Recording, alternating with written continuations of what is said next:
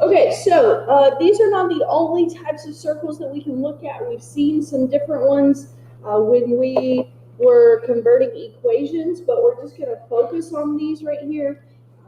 A cosine of theta and A sine of theta. A refers to the length of the diameter. Okay, A refers to the length of the diameter, so just be careful with that. If they ask you about the radius or something other than just the diameter, that coefficient in front refers to the diameter of your circle. Notice the difference between these two circles. If it is cosine, it's going to be centered on the x-axis. If it is sine, then it's going to be centered on the y-axis. So we'll look at some examples of that here in a minute. The next type are limacons. Like I said, that's a French word. There, it's got that weird accent mark on the C. But anyways, this is what their equation looks like. It's either A plus or minus B times sine, or A plus or minus B times cosine. Now, there are 4 different types of limacons, and it depends on the ratio of A over B. So when you put the constant term A over the coefficient B, that's going to determine what kind of shape that we have. So if A over B is less than 1, then your limacon is going to have an inner loop. If A over B is equal to 1, we call that a cardioid, and if you look at the graph of that one there, it looks kind of like a heart, so that's why it's called a cardioid. Then we have a dimpled limacon here. If A over B is between 1 and 2, notice it doesn't have the sharp point that the cardioid has, so it does have that kind of dent in the side, but it doesn't come to a sharp point like a heart does. And then the last one looks very close to a circle. If A over B is greater than or equal to 2, it kind of has a flat side. So think about, I don't know, a soccer ball or something that's not fully inflated. If you set it on the ground, it's going to end up with kind of a flat side there, but the rest of it is still circular. That's what we're looking at there.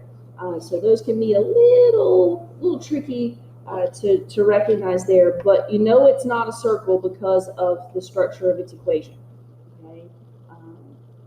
Because it has that constant in front before the sine and the cosine. And of course, the sine and cosine, just like with the circles, determines on what axis it is centered on. So if it's cosine, it's going to be on the x-axis. All of these would be cosines, all the examples here. If they were turned the other way, then they would be sines. Okay, on the back, you see what we call a rose curve. What sets rose curves apart is that they always have, they're just like a circle, A sine, A cosine, but there's always going to be a constant with the theta. Now, circle just has theta, but if you have a constant with the theta, that is going to turn it into a rose curve. If that constant with the theta is even, then it has 2 times n petals. So if that's the sine of 2 theta, it's going to have 4 petals.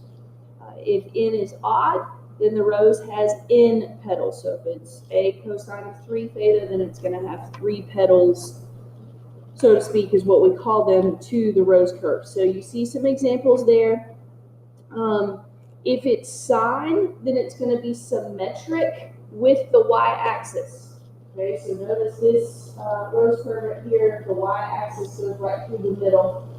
If it's cosine, then it's going to be symmetric with the x-axis. Now, I know the even ones technically are symmetric either way, but the odd ones definitely are either symmetric with the x, okay, with the cosine.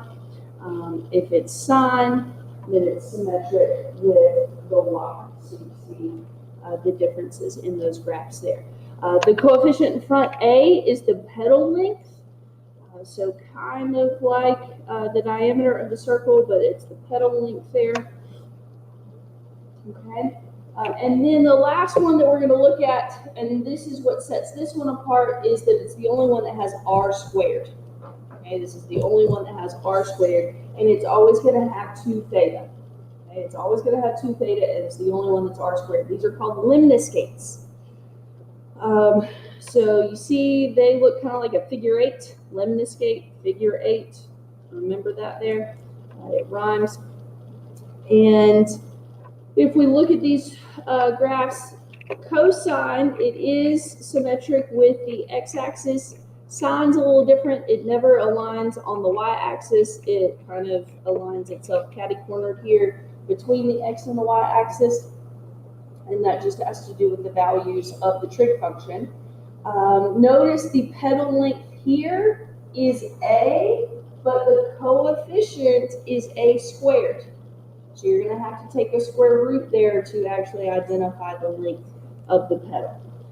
So here's what I want us to do. I gave you another sheet of paper there. It has several examples. So what we're going to do is I'm going to graph it up here. I want you to graph it so that you see it right in front of you as well. They're on Desmos. We're going to first of all name the curve. And if there's something specific about it, like the limestone, which kind of limestone it is, we'll identify that. What axis it's centered on, how many petals, what's the length. So some of these things won't apply to every single one of them, but we want to identify as much as we can about the graph. So number 1, r equals 2 sine of theta. Before we even graph it, which type is that?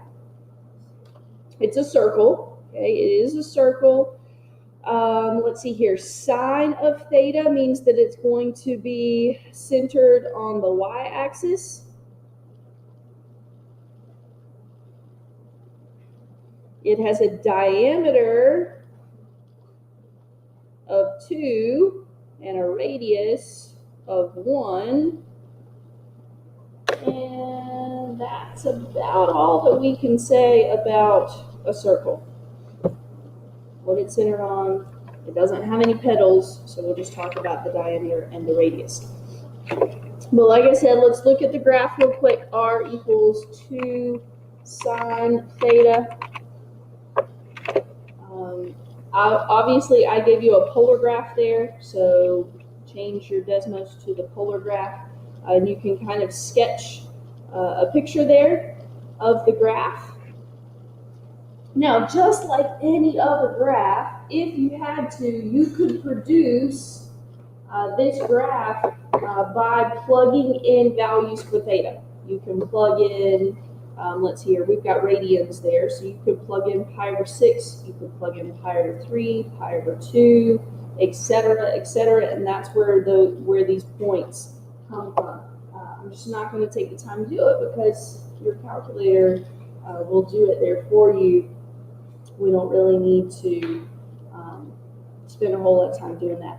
I would, make a note to myself, like at the radius of 1, that occurs at pi over 6. So you might want to just throw a couple of specific points in there. Obviously, the 0, 2 is a big one, but pi over 6, 1, 5 pi over 6, 1, it touches the origin, okay? So you can just sketch yourself a quick little graph there. All right, number 2, r is equal to 7 cosine of theta. This is also a circle. This is cosine, so it's centered on the x-axis.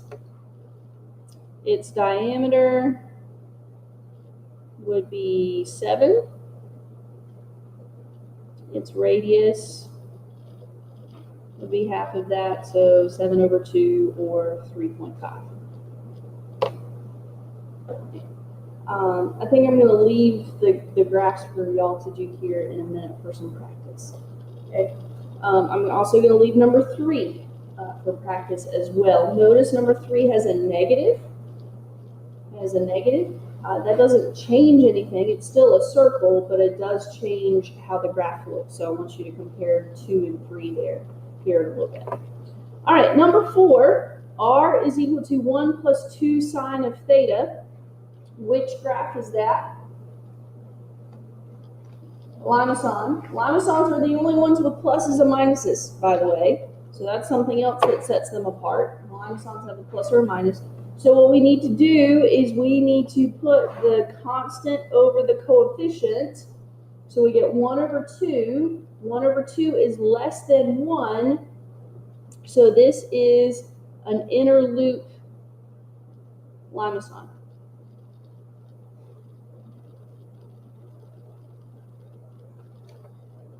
I'm really bad at that word C character there.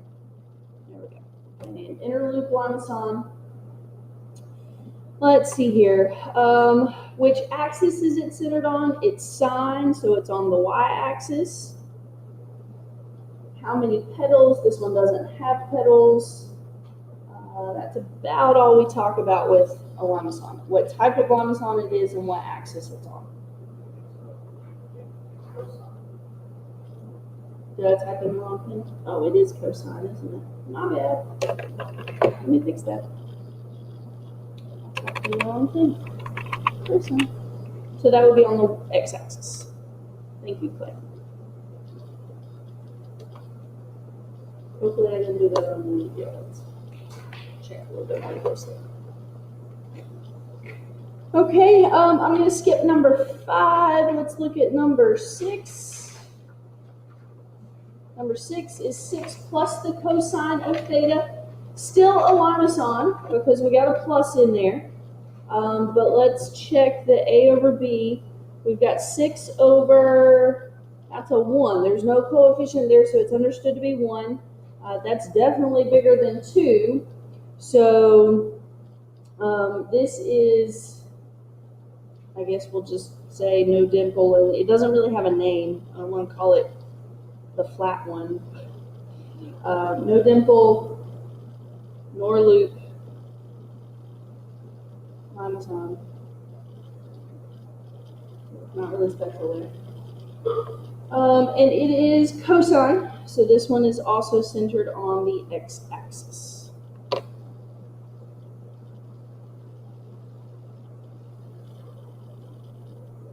Okay, so I put plenty of practice on there for the limesons just because you have several different types. Let's go down to number 10. Number 10 is 6 sine of 2 theta. 6 sine of 2 theta. So this is a rose curve.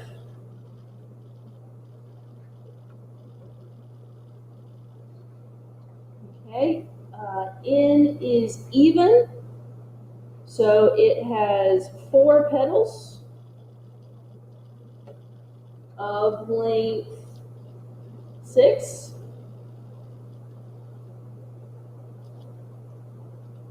And it is sine, so technically it's, we'll say, symmetric about the y-axis.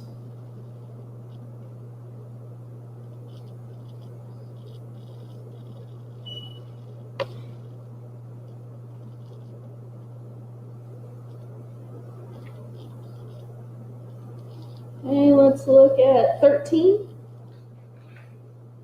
13 is also a rose curve. It's r equals 6 cosine of 5 theta. So rose curve.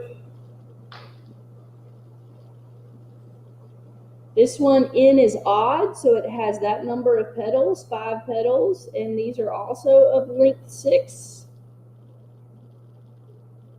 This one is a cosine, so it's symmetric about the x-axis.